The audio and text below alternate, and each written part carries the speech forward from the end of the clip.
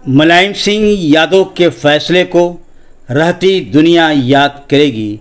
सांसद अफजाल अंसारी। उत्तर प्रदेश जनपद गाजीपुर। भारत का एक युवा शायर इरशाद अहमद ने क्या खूब कहा है, शाम होगी घर जाएंगे, मौत आएगी मर जाएंगे, नाम अपना हो इंसानों में, नाम अपना हो इंसानों में, हम ऐसा कुछ कर जाएंगे। गाजीपुर ही नहीं पूरे भारत में समाजवादी पार्टी के संस्थापक, पूर्व रक्षा मंत्री और उत्तर प्रदेश के पूर्व मुख्यमंत्री धरती पुत्र मुलायम सिंह यादव जी की दूसरी पुण्यतिथि का कार्यक्रम पूरे भारत में आयोजन किया। ठीक उसी तरह से जनपद गाजीपुर में भी समता भवन में प्रोग्राम का आयोजन किया गया। पूरे जिला के कई स्थानों पर कबड्डी कुश्ती का मुकाबला रखा गया था। इसमें काफ़ी तादाद में बाहर से भी आए हुए खिलाड़ियों ने हिस्सा लिया। प्रोग्राम में ख़ास तौर पर सांसद अफजाल अंसारी, जंगीपुर के विधायक वीरेंद्र यादव, समाजवादी पार्टी के जिला अध्यक्ष गोपाल यादव, जिला के काफ़ी संख्या में वरिष्ठ नेतागण, कई साबिक एमएलए भी मौजूद थे।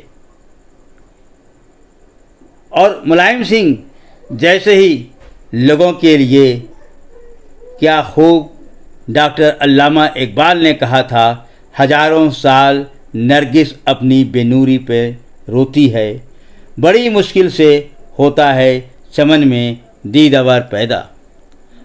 अफजाल अंसारी ने समता भवन में बहुत ही मुलायम सिंह के फैसले का जिक्र करते हुए कहा कि मुलायम सिंह यादव भारत के एक ऐसे नेता थे जिनके फैसले को रहती दुनिया तक याद करेगी, और उन गरीबों को जिसे समाज ने वंचित रखा था, समाज ने उन पर जुल्म किया था, ऐसे तबके के लोगों को जो इज्जत बख्शा है मुलायम सिंह ने, रहती दुनिया तक याद करेगी। अफजाल अंसारी की ही ज़बानी खुद आप सुने। G72 न्यूज़ के लिए जावेद बिन अली की विशेष रिपोर्ट।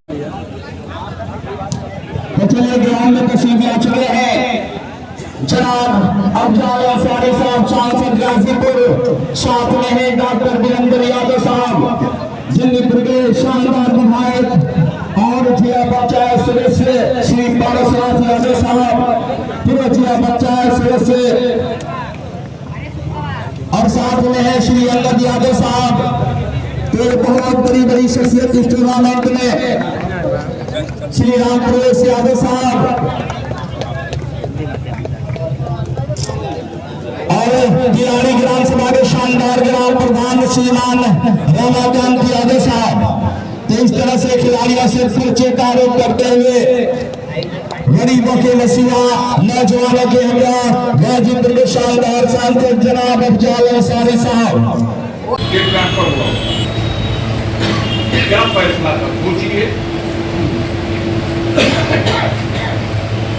उस महिला को जिसके साथ इतनी बड़ी दरिंदगी हुई थी, नंगा करके पूरे गांव में घुमाया गया था, बलात्कार किया गया था, कुएं से पानी खिंचवाया गया था, और जब उसने अपने ऊपर करने वाले अत्याचार करने वाले को सजा देने का काम किया, तो हमारा समाज उसको डाकू और बहुत दुर्दांत घोषित करके, कानून भी और समाज भी कोई नाम लेने वाला नहीं। कितना बड़ा जोखिम था जब मुलायम सिंह यादव ने यह फैसला लिया था कि पूरन देवी का इसे जेल से रिहा करो, आगे की सारे मुकदमे वापस, और इसको देश की सबसे बड़ी पंचायत में लोकसभा में भेजने के लिए पार्टी ने टिकट देकर के चुनाव लड़ाया, और मिर्जापुर से बहुत बड़े सामंतवादी को हरा करके अब देश की सबसे बड़ी पंचायत में भेजा। एक बार नहीं, दोनों बार पूरन देवी पार्लियामेंट में गई।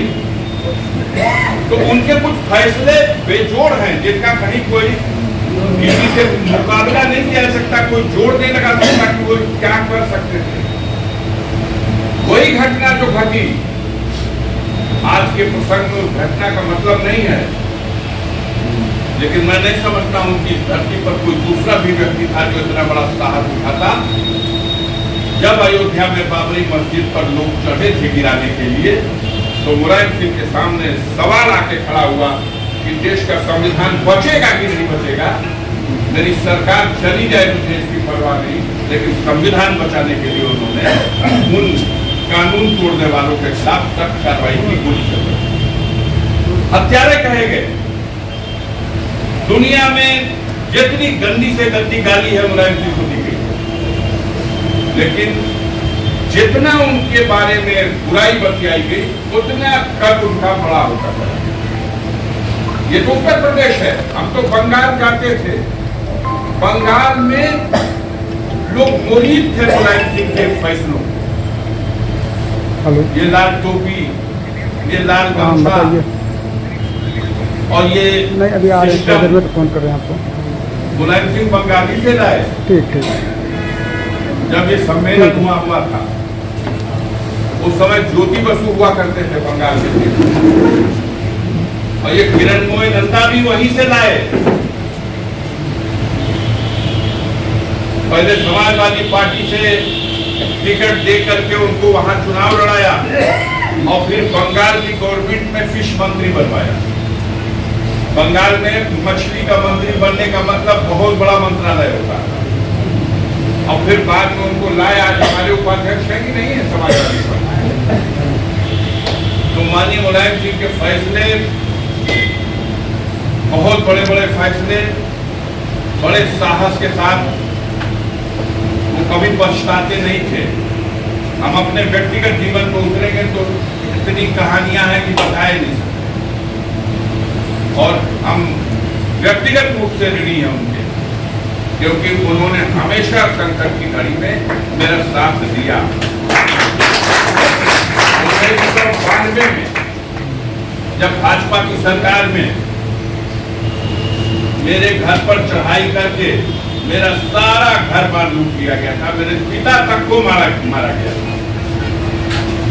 उस वक्त यही लंका के मैदान में जब आवाहन हुआ था इस जुल्म और अत्याचार के खिलाफ लड़ाई करने के लिए, तो जो रैली हुई थी उसमें देश का दो ही नेता आए थे। एक सुहासिनी अली आई थी कम्युनिस्ट पार्टी की, मार्क्सवादी कम्युनिस्ट पार्टी के लिए, और दूसरा माननीय मुलायम सिंह यादव आए थे। और आकर के उन्होंने कहा कि यह जुल्म के खिलाफ संघर्ष में हम आपका साथ देंगे और हमारे लोग आपका साथ देंगे।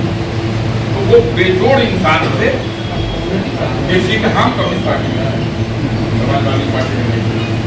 फिर भी हम कह रहे हैं गुहार करने की ये एक क्षमता थी, वो ये नहीं देखते थे कि मेरी पार्टी में है कि नहीं है, लेकिन मुझे इस गुहार में उसके पक्ष में खड़ा होना है।